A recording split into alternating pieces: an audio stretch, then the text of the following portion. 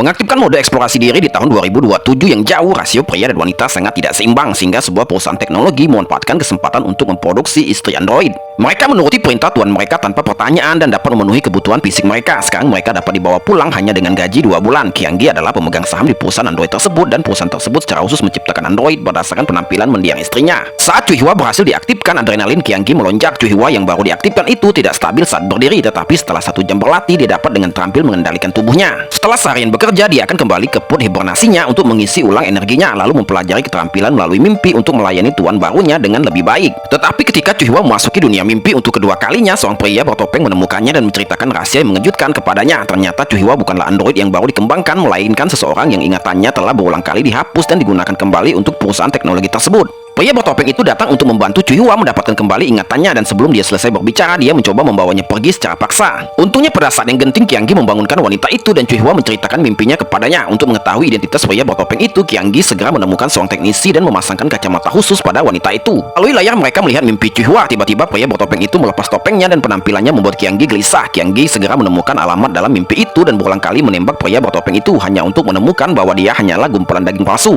Kemudian Chuhua berbaring lagi dan memasuki mimpi. Ternyata dia bukanlah android sebelumnya dan pria bertopeng dalam mimpinya adalah pacarnya. Untuk menguasai Chuhua, Kyanggi menembak dan mengirim pria bertopeng itu ke arah barat laut. Chuhua kemudian dipenjara dan karena tidak mampu memenangkan hatinya, dia mencekiknya hingga mati. Setelah itu dia menggunakan teknologi canggih untuk mengekstrak ingatan Chuhua dan berhasil menciptakan android yang identik. Marah setelah mengetahui kebenaran, Chuhua yang ingin membalas dendam atas kematian pacarnya menjatuhkan Kyanggi ke tanah. Seberapapun Kyanggi berjuang, itu sia-sia. Kekuatan android itu terlalu besar dan dia dengan cepat dicekik hingga mati.